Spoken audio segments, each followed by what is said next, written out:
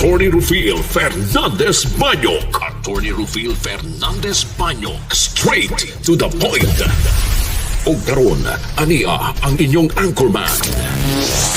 Inimposumos aliquid adversus veritatem sed pro veritate. Wa kitay mahimo aron sa pagpakigbatok sa kamatuoran, kundili aron sa pagdapig sa kamatuoran. Straight to the point. Luzon, Visayas ug Mindanao, Pilipinas, og sa katawhan kutob sa mabot sa tong Sibya sa tibuok kalibutan via internet. Maayong buntag ug kumusta live gikan sa Queen City of the South, Cebu City, Philippines. Welcome nining atong tulumanon ug inyong tulumanon. Straight to the point. Kini lang gyapon inyo boss nga dagad sa kahanginan sa kasamang Rufil Fernandez Banyok. Maoy padayong makiguban kaninyo nining laing adlaw sa atong pagpakigbisog. Adlaw karon may nga Miyerkules, pizza 12 na, buwan sa Agosto tuig 2026. Straight to the point. Sa gihapon natagan tagpagtagad ang mga issues nga may labot ng lungsod, nagbagang mga expose, naguna mga reports, dinhi lamang gihapon mga higala sa atong pagaban-uban nining atong tulumanon ug inyong tulumanon. Straight to the point. Nagunas to may skutanan karon nga buntaga mga higala. DPWH Secretary Vince Dizon nibisita sa Sugbo kagahapon og nisusi sa mga waterways og drainage infrastructure sa nagkadayang bahin sa dakbayan sa Sugbo og inguman sa Mandawi. Straight to the point. Nga sagad kining makasinati og grabe nga pagbaha. Straight to the point. At anig pagtagad ro butaga mahigala sa atong pagaban-uban nining atong tulumanon ug inyong tulumanon. Straight to the Pero point. na issue sab karon mahigala si Vince Dizon gumikan sa dakong kantidad mga higala nga gigasto sa rehabilitation sa EDSA.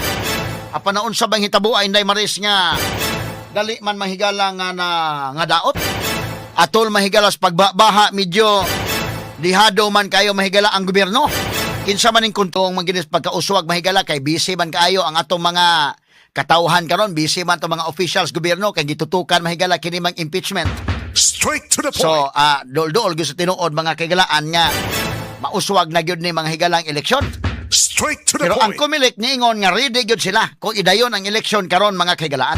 Straight to the point. Kanda ning pagtagad ro butaga mga sukiting paminaw no sa atong pagmanuban usab nining atong tulumanon ug inyong tulumanon.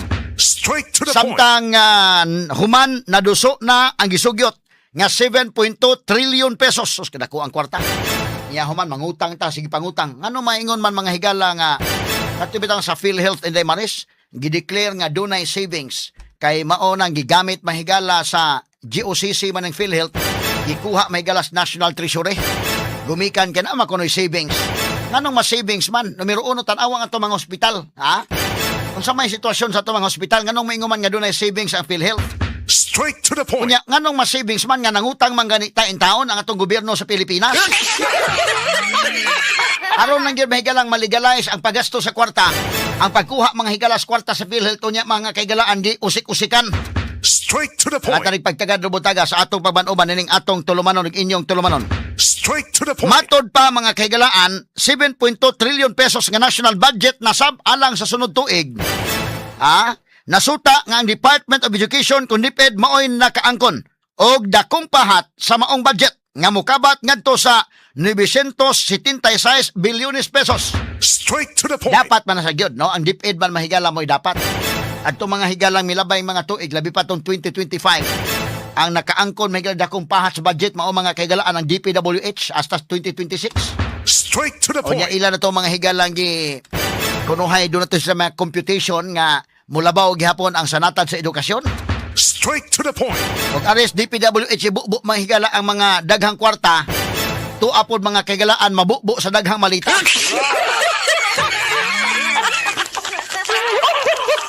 At ang pagtagad lubutaga sa atong pagbanuban usab dining atong tulumanon ug inyong tulumanon. Straight to the point. Samtang sa laing bahin ni testigo nga state auditor nga si Silene May del Campo atol sa 14th day sa impeachment trial ni Vice Presidente Sara Duterte kagahapon nitugan nga duna kunoy minilyon ka pesos nga confidential fund sa Office of the Vice President kun OVP nga questionabling gi-release o giingong why mga dokumento. Straight to the point. Pero kini hinoong mga witness may galawa pa nimo undergo og cross examination.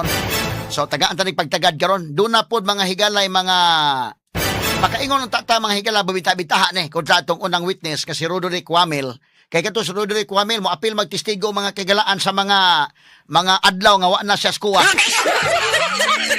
Wa na siya sa kuwa ikpaw iyang itistigo gihapon. Pero kini mahigala si Silene, at least siya mo'y nagsunod ni Roderick Wamel. So binta-bintaha ni mahigala kay siya may nagsunod. Medyo okay ni nga witness sa prosecution. Pero gahapon, wa pa gani cross-examination, mahigala doon ay dakong buslot nga nakita na. Doon ay dakong buslot. Akong ipinpoint ninyo asang buslot.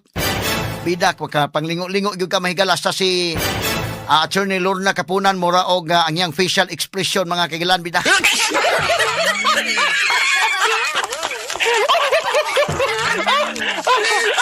Wa pa gani cross-examination, direct examination pa lang gani, mga kakilaan, murag, murag na unay sa kaugalingong tari ng daan.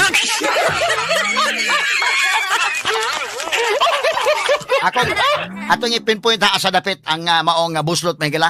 Og akong forecast mo ni ang bombahan og mayo sa defense in cross-examination na. O doon ay nakita, mahigala, bida. Medyo dako-dako yung buslot, mga sukitig paminaw. Nga og kinini ang binugha pa ni mahigalang kahoy. Na unay mga kagilan ang nagbugha sa kahoy, ni banda ang kahoy na igong agtang sa nagbugha.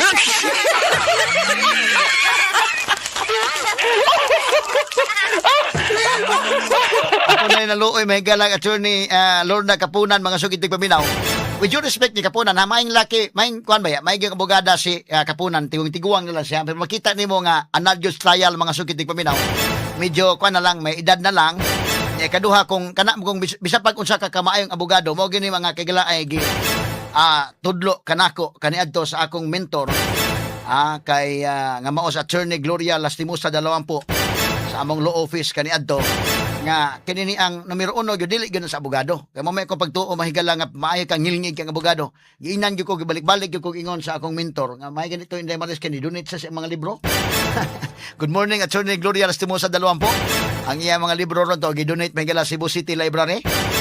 Iya gyud kong gibalik-balik ingon nga kini ang maing laking abogado.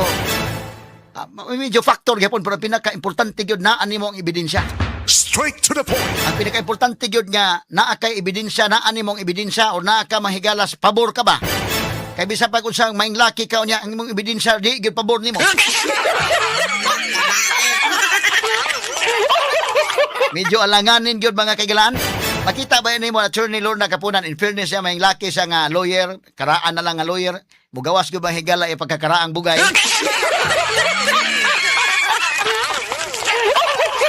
Pero unsaon taman og ang witness mahigala maogi nigtubag sa witness kay maogi iyang tubag. Di gyud malalim in taon, mga sukitig paminaw, mura si Kapunan mahigala sa hilom lang to bida. Gabagulbol gito sa hilom.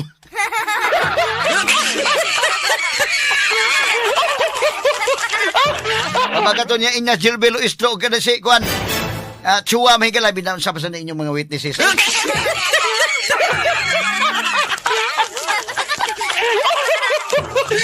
Naglabi man ang paukyab na ito yung kalaki, ha? Muna nga, gusto sila mahigala nag-present sa witness, sa dili pa i-present ang witness, gusto sila mo diskurso sa daan. Gi-objectan sa dipinsa, di pwede na. Nanagoy, offer of evidence, offer of testimony. Unya nga nung mo, diskurso pa mangyot. Katarik pagtagad lubuntaga mga kaigalaan so uban usab nining atong tulumanon ning inyong tulumanon. Straight to the point. Kita paita tong pangutanaha ako na itong ikuan mo nim sa katong portion aron atong ma-discuss. Standby mahigala kini guban